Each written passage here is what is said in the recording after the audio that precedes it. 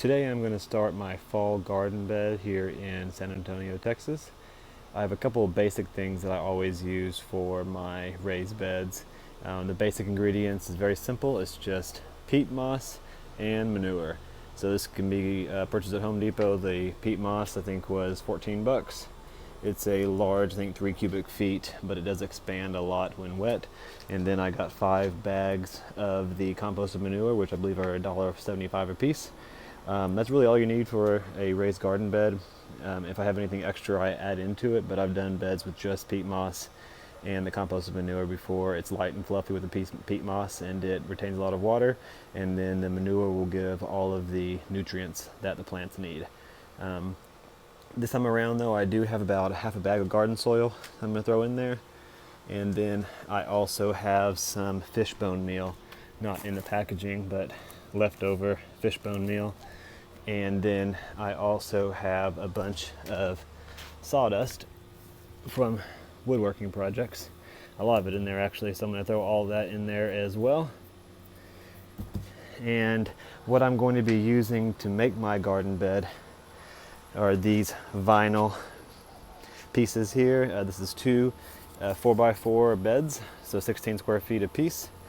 A lot of people always ask, what should they use for their actual garden bed. People don't want to use wood because it rots after a few years. If you paint it or stain it, people are worried about any of that leaching into the plants. So this right here, I think I got it for $40 online. Works really well. It's 8 inches tall, which is just right. And it's vinyl, so it pretty much lasts forever. It's not going to leach anything to the soil. Much easier, and at $40, honestly, it's a great price. And these are 2 or 3 years old. They really have no issues. They last a long time. So what I'm going to be doing is putting my raised garden beds right here. It is afternoon right now, and you see they are shaded from the afternoon sun, which is exactly what I want because it is very hot in Texas. So I'm going to put it right here next to my mulberry bushes. Okay, so now what I'm going to do is I'm going to use my shovel, and I'm going to dig out this portion here where I'm going to be putting the bed. What I want to do is I want to dig up the top inch or so to get all of the grass out, and I'm going to dig a little bit more around the bed so that grass doesn't start growing inside the bed from the side either.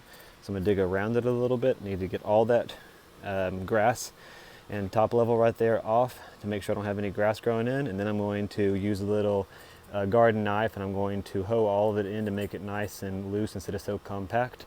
And then I will add all of my quote-unquote soil that I'm going to be using for the garden bed. One thing I will note here is you can, and I have before, just use cardboard or something to cover up the grass, which will eventually kill the grass, and then put your rest of your soil on top. But I want to use the minerals that the earth has to offer, so I want to take the grass off, and I want to put all of my soil in to work into the native soil, because people have a lot of success growing in ground. There's a lot of micronutrients in the ground that we do not really have readily available in our soil that we create, so I want to use that to my advantage.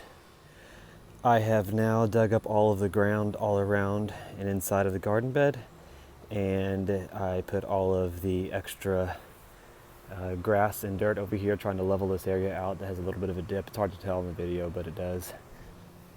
And I've also cut out a little bit more on this left side. This is where the yard slopes up, so if you can tell, I put the garden bed a little bit in the ground just to make sure that it was a little bit more leveled so it looked nice. And I also dug a little bit all the way around it to try to prevent grass from growing into the bed.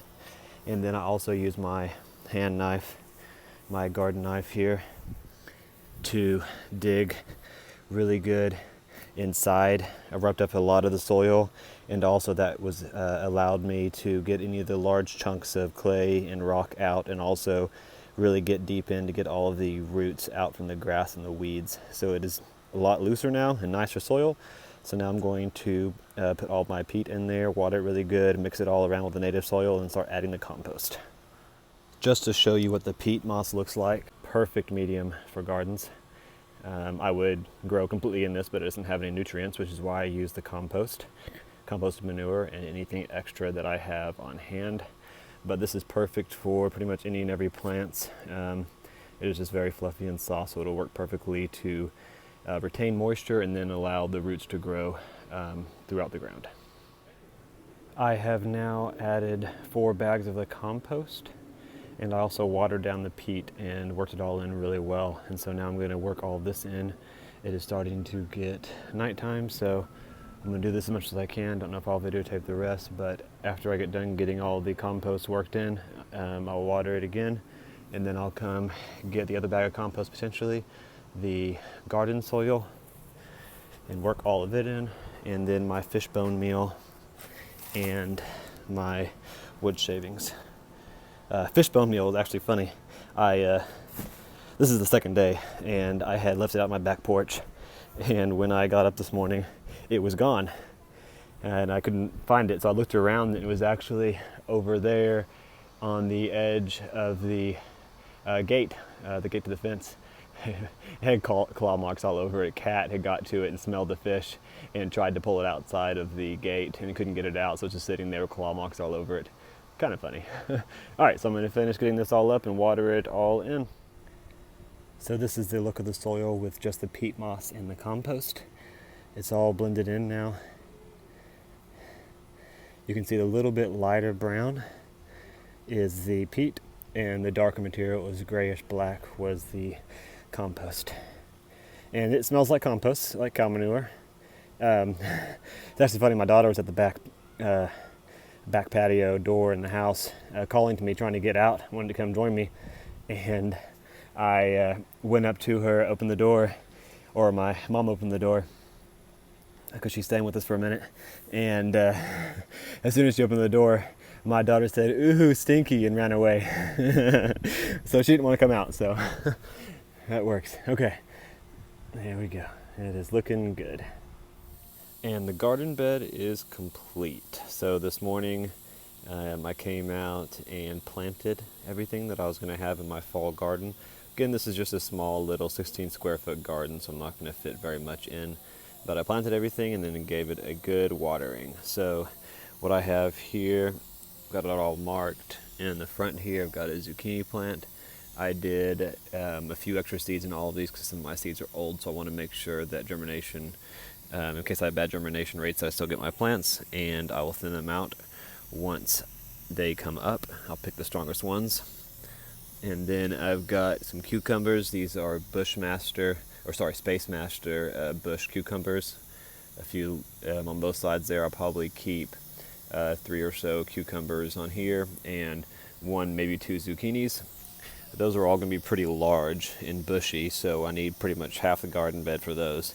And on the other side, on the far side, closer to the fence, from these markers, I have my green beans. These are striker green beans, and I planted, I think, 8 total. So there's going to be 2, 1 here, 1 here, 1 there, 1 there, there, and then on the other side. And those will take up the other half of the garden bed. So like I said, I'm going to be putting another garden bed in probably in about a month, which I will do all of my lettuces, greens, and beets, which will go right here in front of it. But for now, I've got my veggies here going, and so hopefully we'll start having some seedlings pop up in about 5 to 7 days. Just a quick thank you to everybody. Channel is going pretty well now. I've got almost 330 subscribers, which might seem like small to a lot of people, but I'm quite proud of it. And we also have a video with over 60,000 views now.